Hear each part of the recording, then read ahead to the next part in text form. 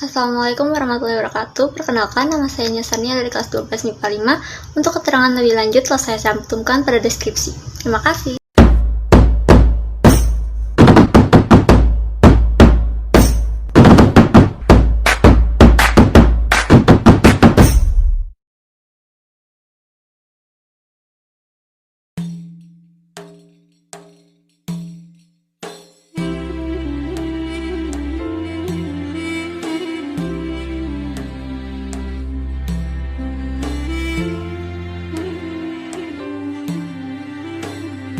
Hai, assalamualaikum warahmatullahi wabarakatuh.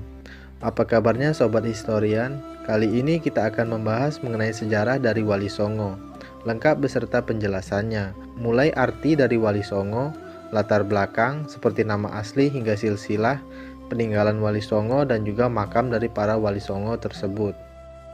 Tapi jangan lupa di subscribe dulu ya, karena akan ada banyak informasi menarik lainnya.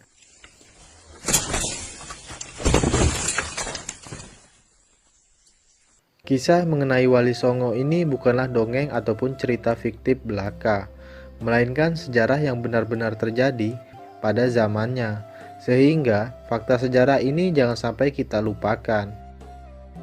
Zaman Wali Songo ini menandakan berakhirnya dominasi agama Hindu dan juga Buddha di Nusantara, dan digantikan oleh agama Islam. Meski banyak tokoh lain yang berperan dalam penyebaran agama Islam di Nusantara, khususnya Pulau Jawa, namun Wali Songo sudah dianggap sebagai simbolnya, karena mereka memiliki andil yang besar dalam penyebaran Islam hingga berhasil berdirinya sejumlah kerajaan Islam di Pulau Jawa. Pada umumnya Wali Songo ini berdakwah dan menyebarkan agama Islam di tanah Jawa dimulai pada tahun 808 Hijriah atau pada abad ke-14 Masehi. Ada 3 wilayah yang menjadi lokasi para wali untuk menyebarkan dakwahnya di Pulau Jawa, yaitu Surabaya, Gresik, Lamongan, dan Tuban untuk wilayah Jawa Timur. Sedangkan Demak, Kudus, dan juga Muria di wilayah Jawa Tengah. Dan yang terakhir ada daerah Cirebon di Jawa Barat. Yang pertama kita akan membahas arti dan makna dari Wali Songo. Penamaan Wali Songo ini diambil dari bahasa Jawa, sedangkan dalam bahasa Indonesia Wali Songo diartikan sebagai wali yang 9 atau 9 wali, yang menandakan jumlah para wali tersebut berjumlah 9 orang. Namun ada pendapat lain yang mengatakan bahwa Songo atau Sanga adalah turunan dari bahasa Arab Sana, yang berarti mulia. Ada juga yang menyebutkan bahwa Wali Songo ini adalah sebuah majelis dakwah kreasi dari Sunan Gresik atau Maulana Malik Ibrahim di tahun 1404 Masehi. Dalam perkembangan Wali Songo ini tak hanya berdakwah saja, Wali Songo juga memberikan dampak bagi budaya baru yang ada di masyarakat Jawa, seperti kesehatan, bercocok tanam, berdagang, kebudayaan, seni, kemasyarakatan, hingga pemerintahan. Yang kedua, kita akan membahas mengenai nama asli dan juga riwayat dari para Wali Songo. Yang pertama ada Sunan Gresik atau Maulana Malik Ibrahim.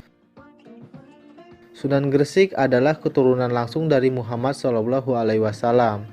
Beliau adalah keturunan ke-22 dari Rasulullah. Nasab Maulana Malik Ibrahim tercatat dalam ensiklopedia Nasab Ahlul Bait, yang merupakan kumpulan catatan dari Al-Syaid Baharuddin Ba'alawi Al-Husain. Ia lahir di Samarkand, Uzbekistan. Sunan Gresik banyak sekali dianggap sebagai wali yang pertama kali menyebarkan Islam di Pulau Jawa. Selain berdakwah, beliau juga mengajarkan cara baru bercocok tanam untuk mengambil hati masyarakat kebanyakan, yakni mereka yang tersisih pada akhir kekuasaan dari Majapahit. Karena krisis ekonomi dan juga perang saudara yang banyak membuat masyarakat Jawa pada saat itu menderita. Sunan Gresik membangun padepokan sebagai tempat menimba ilmu agama di lereng Gresik. Untuk mendapatkan hati masyarakat, sebagai pelengkap ia juga membangun masjid. Masjid ini adalah masjid pertama di Pulau Jawa dan masih berdiri hingga saat ini.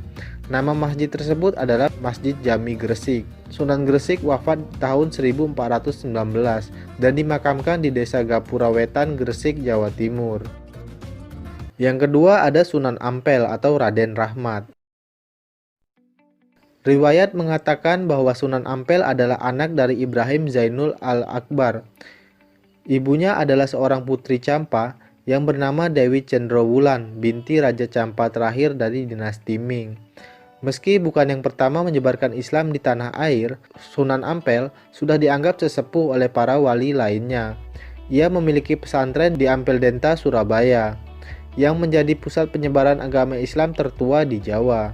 Beliau memiliki ajaran yang terkenal, yaitu moh limo atau tidak mau main judi, moh ngombe atau tidak mau minuman keras, moh maling tidak mencuri, dan moh madon tidak berzina. Beliau wafat pada 1481 Masehi di Demak, dan ia pun dimakamkan di dekat Masjid Ampel, Surabaya. Yang ketiga ada Sunan Bonang atau Maulana Mahdun Ibrahim. Sunan Bonang adalah putra dari Sunan Ampel dan Nyai Ageng Manila. Semasa hidupnya, Sunan Bonang kerap berdakwah melalui kesenian agar bisa menarik masyarakat Jawa untuk memeluk agama Islam. Pernah mendengar lagu Wijil ataupun Tombo Ati yang dipopulerkan oleh Opik? Kedua lagu tersebut adalah hasil karya dari Sunan Bonang.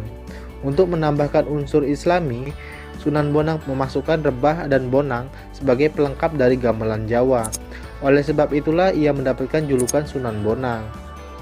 Sunan Bonang diperkirakan wafat pada tahun 1525 dan dimakamkan di daerah Tuban, Jawa Timur. Yang keempat ada Sunan Derajat atau Raden Kasim. Selain Mahdun Ibrahim atau Sunan Bonang, Raden Kasim yang juga putra dari Sunan Ampel dikenang oleh masyarakat di seluruh tanah air sebagai Sunan Derajat. Dalam misinya untuk menyebarkan agama Islam di Indonesia, ia menggunakan kegiatan sosial sebagai ujung tombaknya. Ia merupakan orang yang mempelopori penyantunan anak-anak yatim dan juga orang-orang sakit. Selain itu, Sunan Derajat banyak sekali berdakwah kepada masyarakat umum. Ia sangatlah mengedepankan sikap dermawan, kerja keras, dan juga meningkatkan kemakmuran rakyat sebagai pengamalan agama Islam. Sunan Derajat memiliki banyak peninggalan berarti seperti pesantren Sunan Derajat di Desa Derajat, Paciran, dan juga Lamongan. Ia juga meninggalkan gamelan Singomengkok, alat musik yang sering ia mainkan. Kini gamelan tersebut disimpan di Museum Daerah Sunan Derajat, Lamongan. Yang kelima ada Sunan Kudus atau Jafar Shadiq. Sunan Kudus memiliki nama lengkap yaitu Jafar Shadiq. Beliau adalah cucu dari Sunan Ampel dan putra dari Sunan Ngandung bersama dengan Syarifah Ruhil. Berbeda dibandingkan dengan Wali Songo sebelumnya yang pada umumnya langsung menyentuh masyarakat umum untuk menyebarkan agama Islam, Sunan Kudus memiliki andil yang besar dalam pemerintahan Kesultanan Demak. Perannya adalah sebagai panglima perang, penasehat untuk Sultan Demak, mursyid harik, dan juga hakim. Target dakwah Sunan Kudus kebanyakan berada di kalangan kaum penguasa dan juga priai Jawa. Peninggalan Sunan Kudus yang terkenal hingga saat ini adalah Masjid Menara Kudus. Masjid ini memiliki keunikan karena arsitekturnya bergaya campuran Hindu dan juga Islam. Sunan Kudus banyak dipercaya oleh masyarakat wafat pada 5 Mei tahun 1550 di Kudus dan dimakamkan di sana. Yang keenam ada Sunan Giri atau Raden Paku atau Ainul Yakin. Sunan Giri adalah keturunan langsung dari Maulana Ishaq dan keturunan ke-23 dari Nabi Muhammad SAW. Selama hidupnya, ia menimba ilmu Islam dari Sunan Ampel dan bersahabat dengan Sunan Bonang. Peran besarnya dalam perkembangan Islam di Pulau Jawa adalah mendirikan pemerintahan mandiri di Giri Kedaton Gresik. Pemerintahan inilah yang selanjutnya memiliki peran sebagai pusat dakwah Islam untuk wilayah Jawa dan Indonesia Timur hingga ke Maluku. Sunan Giri diperkirakan wafat pada tahun 1506 dan dimakamkan di Desa Giri, Keboman, Gresik. Yang ketujuh ada Sunan Kalijaga atau Raden Said. Raden Said atau Sunan Kalijaga adalah anak dari Adipati Tuban yang bernama Tumenggung Wilatikta atau Raden Syahur. Beliau lahir pada tahun 1455. Beliau mempelajari agama Islam dari Sunan Bonang sebagai gurunya. Dari Sunan Bonanglah ia belajar menggunakan kesenian dan kebudayaan sebagai alat untuk menyebarkan agama Islam. Karena ia adalah orang pribumi, sehingga lebih mudah dalam berdakwah dengan masyarakat. Serta ia juga menggunakan kesenian tradisional sebagai metode berdakwahnya. Kesenian yang kerap ia gunakan untuk berdakwah adalah wayang kulit dan tembang suluk. Banyak masyarakat yang mempercayai bahwa tembang suluk lir-lir dan juga gundul-gundul pacul adalah hasil karya dari Sunan Kalijaga. Beliau wafat pada tahun 1585, artinya beliau memiliki umur yang panjang, yakni 131 tahun. Ia dimakamkan di Kadilangu, Kota Demak, Jawa Tengah. Yang kedelapan ada Sunan Muria atau Raden Umar Said.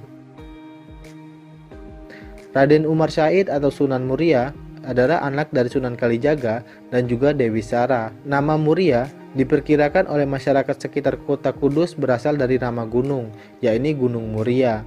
Gunung Muria itulah tepat di mana kini Sunan Muria dimakamkan. Gaya dakwah Sunan Muria ini pada umumnya mengambil metode yang digunakan oleh ayahnya, yaitu Sunan Kalijaga, yakni menggunakan kesenian. Namun, Sunan Muria lebih senang tinggal jauh dari hiruk-pikuk kota dan tinggal di daerah terpencil untuk menyebarkan agama Islam. Ia juga turut mengajarkan cara bercocok tanam, jual beli, dan melaut kepada rakyat jelata. Sunan Muria diperkirakan wafat pada tahun 1550 dan dimakamkan di daerah Muria, Jawa Tengah. Yang kesembilan ada Sunan Gunung Jati atau Syarif Hidayatullah. Syarif Hidayatullah adalah anak dari Nyai Rara Santang, putri dari Raja Pajajaran, yaitu Raden Manah Rarasa. Nama ayah Sunan Gunung Jati adalah Sultan Syarif Abdullah Maulana Huda, tokoh Mesir keturunan Bani Hashim dari Palestina. Sunan Gunung Jati belajar agama dari berbagai negara. Sejak usia 14 tahun, ia sudah belajar agama dari para ulama di Mesir. Sunan Gunung Jati adalah satu-satunya wali yang menjadi kepala pemerintahan. Ia mendirikan Kesultanan Cirebon atau dikenal dengan Kesultanan Pakuwati dengan restu dari para ulama lainnya untuk menyusun berdirinya Kesultanan Bintoro Demak.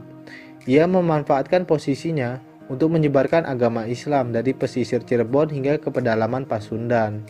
Di usia ke-89 tahun, Sunan Gunung Jati mengundurkan diri dari pemerintahan agar lebih fokus untuk berdakwah. Tampuk kekuasaan pun diserahkan kepada Pangeran Pasarean. Ia meninggal di tahun 1568 pada usia ke-120 tahun dan dimakamkan di Gunung Sembung, Gunung Jati. Demikianlah materi tentang kisah dan cerita sejarah dari Wali Songo beserta dengan silsilah dan juga peninggalannya.